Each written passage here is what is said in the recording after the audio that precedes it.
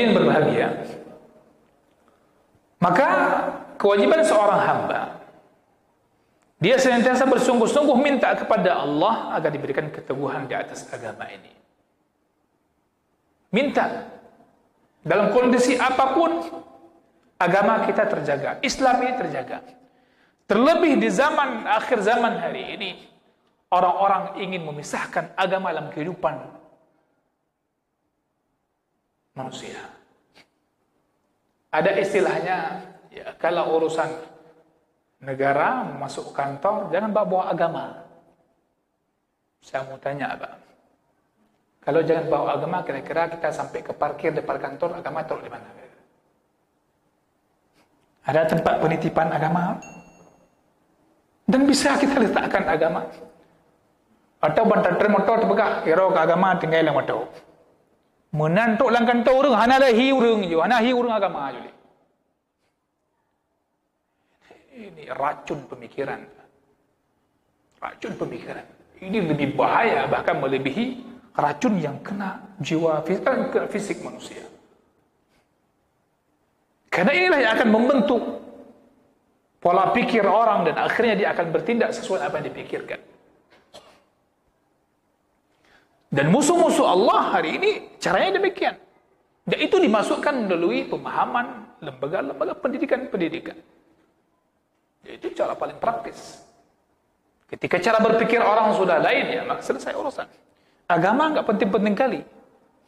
Kalau orang dalam dirinya tidak ada merasa penting agama, maka dia tidak akan mungkin banyak-banyak berdoa seperti Nabi berdoa, ya musarrifal qulub, sarrif qulubana ala ta'atik. Tidak mungkin dia akan berdoa, ya muqallibal qulub, tsabbit qalbi ala dinik. Enggak mungkin. Ya. Banyaknya orang berdoa dengan doa tadi menunjukkan dia begitu mengambil perhatian terhadap agamanya. Maka di antara doa dalam hadis Ibnu Hibban dalam sahihnya dari hadis Umar radhiyallahu an, bahwa Nabi sallallahu alaihi wasallam mengajarkannya doa itu. Ya. Begitu juga ada hadis Ibnu Mas'ud dan Nabi berdoa dengan doa tersebut.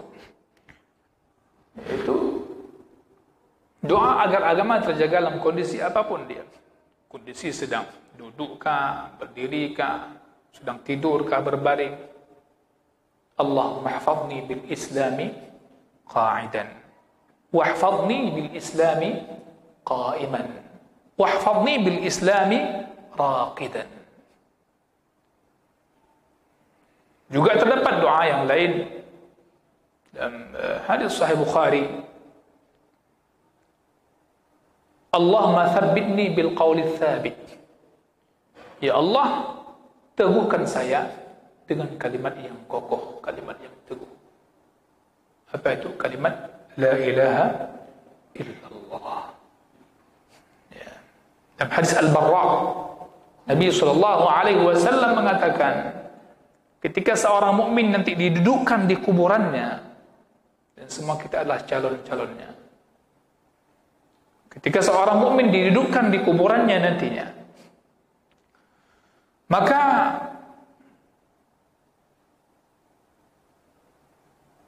dia bisa mengatakan la ilaha asyhadu an la ilaha illallah wa anna muhammadar rasulullah. Maka itulah makna yuthabbitullahu alladhina amanu bil qawli tsabiti fil hayatid dunya wa fil akhirah.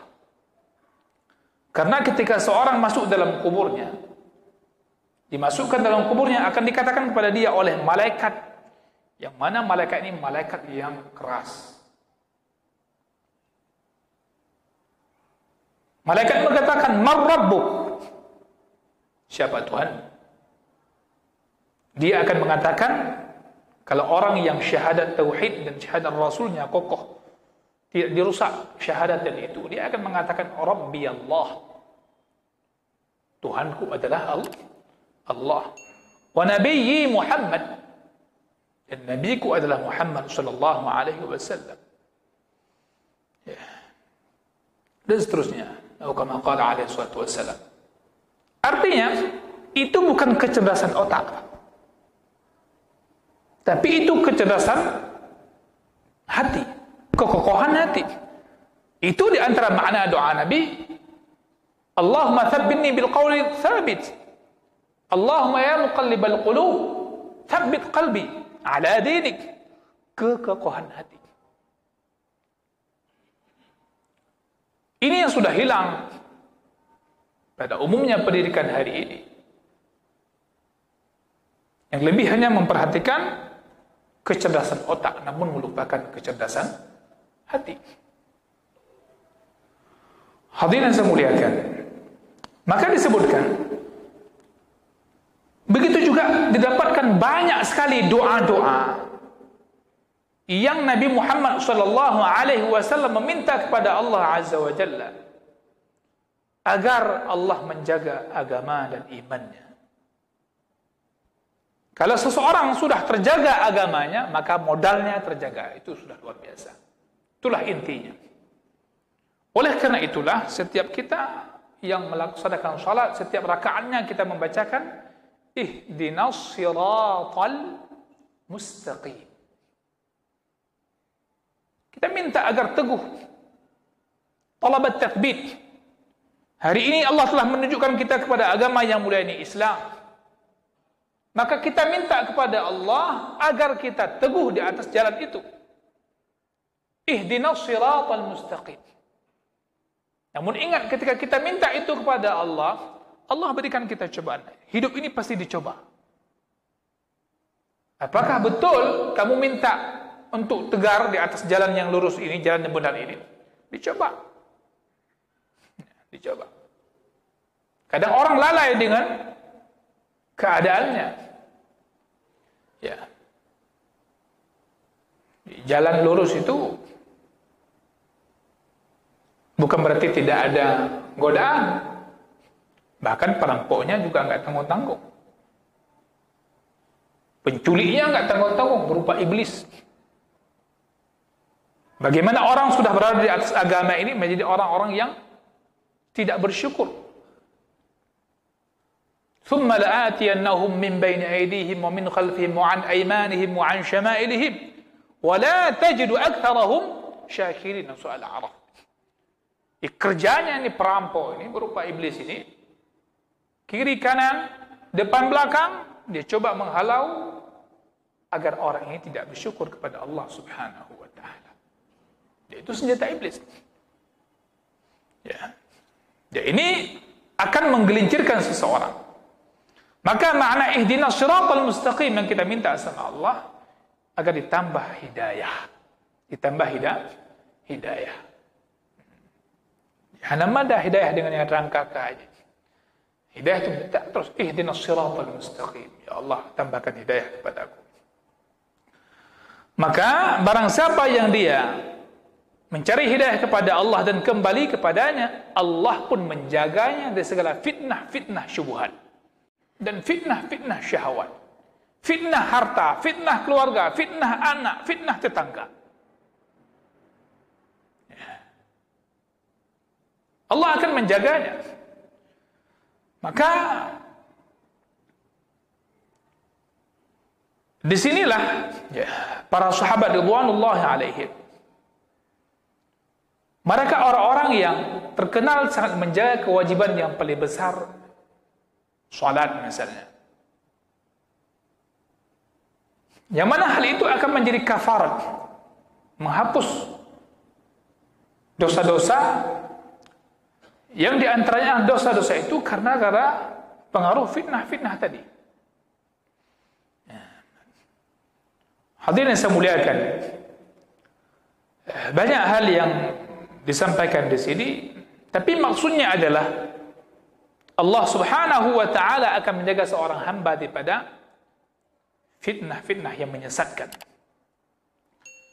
Yang mana ketika fitnah itu mengepung seorang manusia, itu tidak bisa nampak lagi hakikat kebenaran, Pak. Enggak nampak lagi hakikat kebenaran. Semua akan gelap. Ya. dia tidak bisa lagi memberikan mana ujian dan mana pemberian Allah. Ya. Yang kadang pada pemberian Allah itu istidraj, ya, hukuman secara berangsur-angsur, yaitu tanpa terasa. Sanastadrijuhum min haitsu la ya'lamun. Ya. Maka di sini penting menjaga kewajiban agar kita dijaga oleh Allah daripada segala fitnah yang menyesatkan. Yang kedua, penjagaan Allah kepada kita terhadap urusan dunia kita, kemaslahatan dunia kita. Allah akan menjaga keluarga kita, harta kita, anak kita. Dan ini penjagaan terhadap dunia kita mengikuti penjagaan yang pertama tadi. Mengikuti penjagaan agama. Maka seseorang hamba ada kalanya dengan menjaga batasan Allah, hak-hak Allah menjadi sebab terjaganya harta dan anak serta badannya. Terdapat sejumlah hadis yang menyebutkan hal ini. Misal, terdapat dalam hadis Nabi SAW yang dikeluarkan oleh Abu Dawud rahimahullahu taala dan Tirmidzi dan Ibnu Majah. Ya, yang mana doa barang siapa yang dia turun di satu tempat, menempati satu tempat, turun di satu tempat. Ya, termasuk dalam hal ini misalnya kita jalan ke Medan misalnya. Habis kita berhenti, biasa bilang saya berhenti sebentar. Minum-minumlah atau apa. Nah, maka disunnahkan mengatakan a'udzu bikalimatillahi tammati min syarri ma khalaq. Ya. Minta perlindungan kepada Allah Subhanahu wa taala dari segala kejahatan makhluknya. Apa jaminannya? Fadilahnya? Lam yadurruhu syai'un. Maka sesuatu pun tidak ada yang bisa memudaratkan orang itu. Allah jaga dia. Turun di satu tempat dia mengatakan a'udzu bikalimatillahi tammati min syarri ma khalaq. Kita takut. Subhanallah. Bahkan ketika kita hati kita terpot dengan Allah di kala itu, Allah nampakkan bahwa saya betul tidak ada yang menjagamu kecuali aku, kata Allah. Ya. Hanya Allah yang menjaganya. Jadi,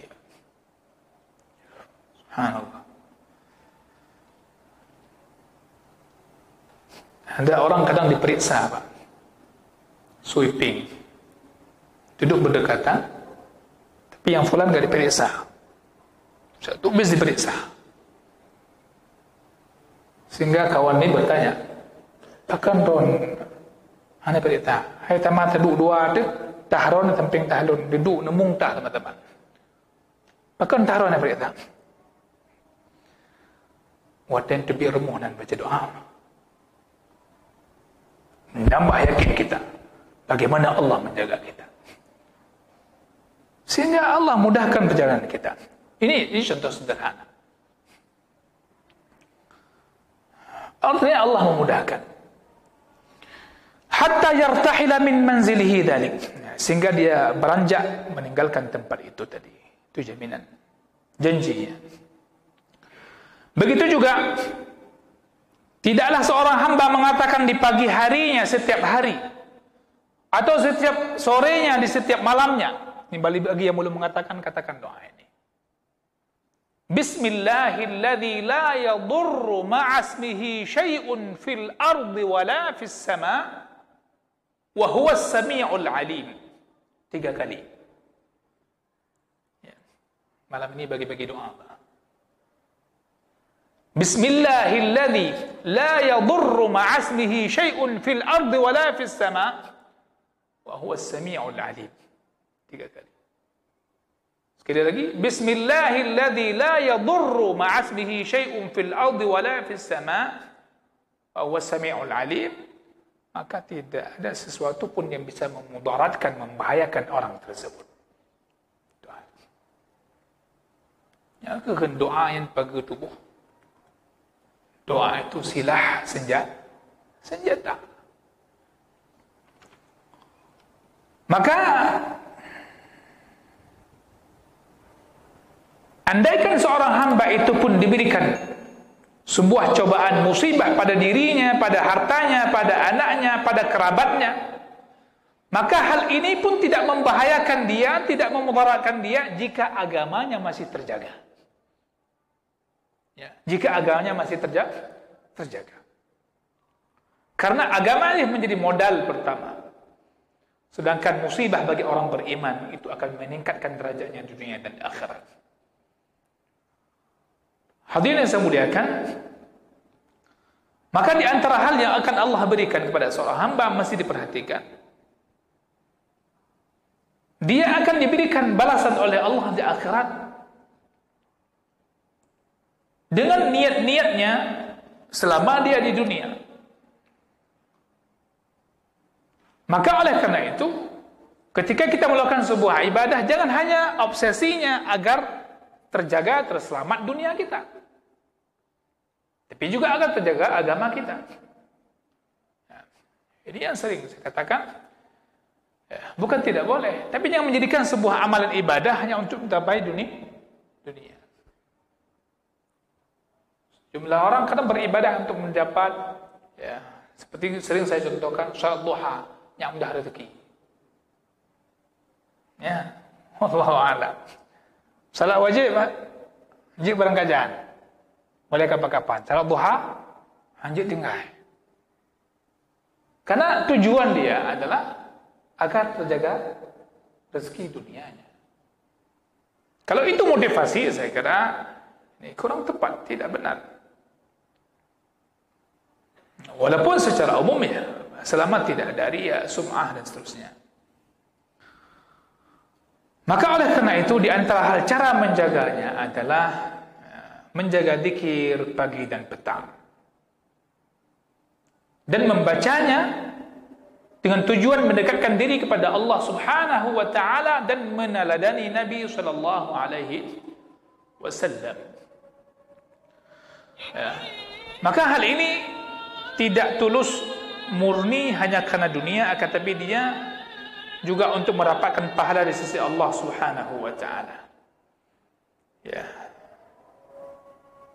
Walaupun memang tidak mengapa dia minta dunia, tidak mengapa, ya, tidak berdosa dia. Akan tapi lebih sempurna kalau dia juga mengharapkan akhirat. Ya. Selama dia minta kepada Allah dunia, tak masalah. Minta kepada Allah dunia, tak masalah. Hadirin berbahagia. Maka di sini ya, waktu sudah habis ya. InsyaAllah nanti akan kita sampaikan beberapa hal penting lainnya, termasuk nanti saya akan ceritakan yang pernah saya janjikan ketika membahas wa idza sa'alta fas'alillah. Kalau kamu mintalah kepada Allah. Ala kulli hal, masih banyak penjelasannya. Ya, tapi begitulah. Nabi itu kalau ngomong, bicara, pesan, kalimatnya singkat, maknanya luas. Ya, beda dengan kita. Kita bicara yang panjang, intinya tak bawa balik. Subhanakallah wa bihamdik, asyhadu an la ilaha illa anta, astaghfiruka wa atubu ilaik. Wa sallallahu wa sallama ala nabiyyina Muhammad. Wassalamu alaikum warahmatullahi wabarakatuh.